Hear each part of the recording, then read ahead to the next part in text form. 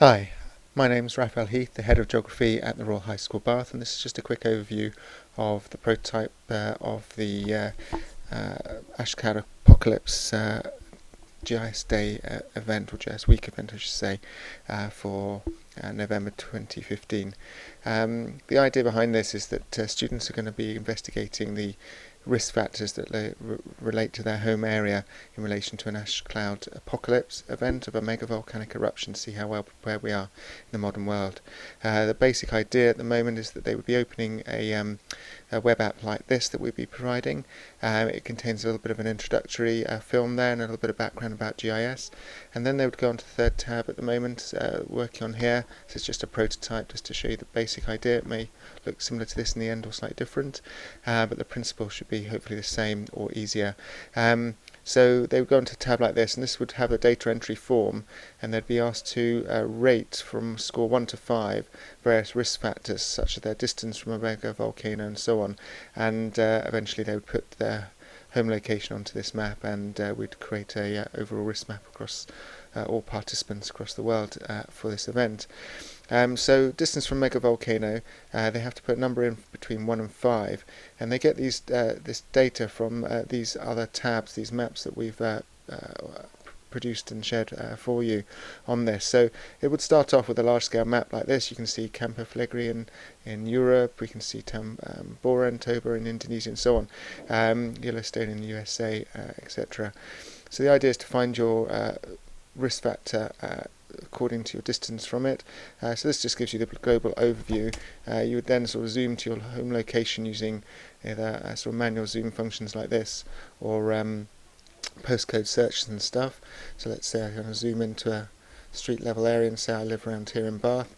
Then I would click on the map and it would tell me that my distance is 3,000 kilometres from a nearest mega volcano, which is a reasonably nice safe distance from direct impacts, and I can see here the score factors that are given for different distances.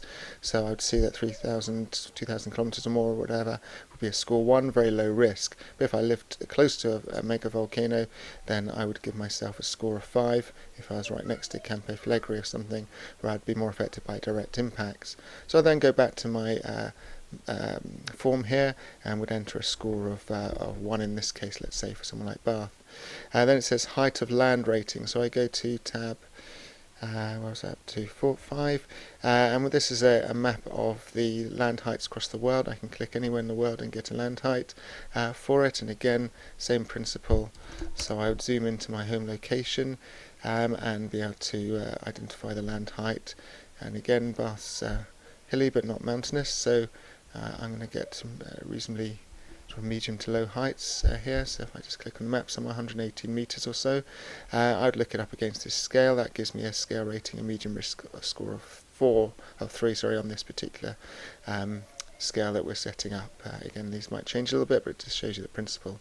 So I would say, okay, my land height is 3. The higher land I am, the principle is that I would be more susceptible to the cooling effects of volcanic eruptions, because the higher altitude means your climate is cooler. But of course that all depends where you live in the world. So the next tab shows you global climates, and again all these maps are designed not just to sort of get students to think about hazard risk mapping, but also to be of interest in themselves as sort of geographical maps for their own analysis. So some classes, some students may end up just looking at the climate variations map and taking that off in their lessons, while others may look at the whole exercise and the volcanic features when they complete this task. Anyway, so here we've got a world climate map. So obviously if I was high up in a mountain but in the tropics, it would be less cooling, or less devastating the cooling perhaps on one level than if I lived in a colder region of the world like the UK where it's 10 degrees. And again I can zoom in, look up and give myself a risk score according to this. Again I'd go back to my form and I'd give it me the appropriate risk factor according to the climate I was in. Cooler climates have a higher risk score. Other layers, I'm not going to go through them all, but just to give you a feel for the principle behind this, includes population density. This is a map by Esri of very detailed population density. If I zoom into an area, you get a feel for what these look like. I can click on a square. Each square is about 250 metres squared, and it tells me that the population living in that is about 273 people there. If I go somewhere else in Bath towards the edge, it tells me it's 45 people. So again, the more people there are in the area, the higher the risk factor. So we can then relate that to our scale here. I'll tidy up how this layout looks so it's really clear, but basic principle, I would look here and I say, okay, I live in a very crowded or very sparsely populated area, and I give myself again a risk score. Let's say I was in central London, I might be a risk score of 5, whereas in a rural area it would only be 1 less people to be affected, and so on. So again, I'll just put a number in for the moment. Income levels, just to show you one or two other layers that we're thinking of using. So this is a map of wealth around the world, and again, students would zoom into their home location using their Zoom or postcodes search here. It takes a little while for this one to load. There's a huge amount of data in this particular map, very interesting in its own right to look at, so bear with me while it loads up. But again, just in terms of geographical investigations for students to be looking at wealth variations, links to a whole range of other topics and areas of interest. So this map here shows me this part of North Bath here has a wealth of 23,000, it's quite high within the UK setting. Another area over here in South Bath is slightly lower at 7,000 purchasing power average income. So I can see those variations. That in itself is very interesting. I can go to different countries in the world and zoom in and out to view that, and again relate that to my risk factors so that areas with the highest wealth will be able to survive better than lower wealth in terms of risk for disasters, in the context that an event like this would cause climate change, climatic cooling, crop failures, disruption to food supply chains, and rising and soaring food prices, so and all the other knock-on effects of that. So the assumption is that higher wealth would buy you out of the problems better, more resilient than lower income. So we can then look up our scores here. So let's say I lived in a medium to low wealth area, it would be 20,000 pounds less or whatever. I put here 15-20,000, a score 2 anyway, and I'd go back to my form tab, and I'd say my income levels were let's say a score of 4 for having a high risk relating factors there. Other layers that we're considering, looking at elderly population in an area, maybe some primary data where students rate their own health or recent health kind of state, or something specific like asthma that might relate to sort of the ash fallout, distance from hospitals as well.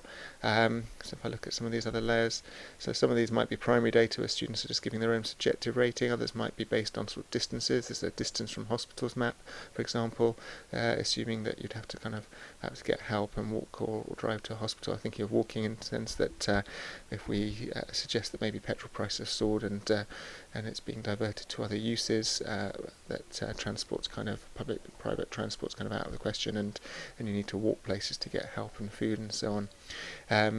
So this is a walking distance map to the nearest hospital.